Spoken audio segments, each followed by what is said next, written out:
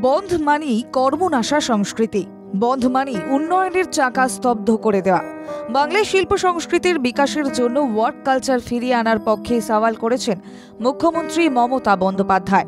প্রশাসন কাজের পরিবেশ অক্ষুণ্ণ রাখতে পর্যাপ্ত নিরাপত্তা ব্যবস্থাও গ্রহণ করেছে। এই অবস্থায় বাংলায় বন্ধ কালচার ফিরিয়ে আনার অভিযোগ উঠেছে বিজেপির বিরুদ্ধে। তাতে রোজগেরে মানুষ বড় সমস্যায় পড়ে।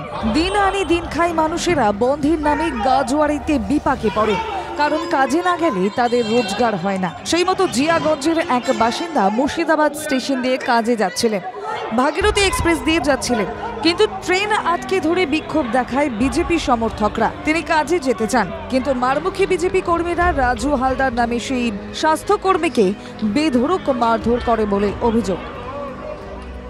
আমি যাবো দিশা হসপিটালে কাজ করি। কারা মারলো আপনাকে? বহরমপুরে। খালি আমি এই কথা বলেছি, আজকে তোমাদের কাজ বন্ধ করেছিলেন। আমি বললাম যে আজকে তোমার কাজ বন্ধ, তাহলে আমাদেরকে 500 টাকা দেন। আচ্ছা, তাহলে আমরা কাজ যাবো না, এই কথাই বলেছি। মুর্শিদাবাদ স্টেশনে বিজেপি কর্মীরা বিক্ষোভকারীদের সামনে চলে আসেন। তখন এই প্রহৃত ব্যক্তি বিজেপির কর্মীদের কাছে 500 টাকা চান, কারণ তার দাবি তার কাজের ক্ষতি হচ্ছে, তাই ক্ষতিপূরণ দেওয়া দরকার। যিনি বেসরকারি হাসপাতালে কাজ করেন তাকে বেধড়ক মারধর করে বিজেপি কর্মীরা। তৃণমূল নেতৃত্ব এই ঘটনার কড়া সমালোচনা করেছে।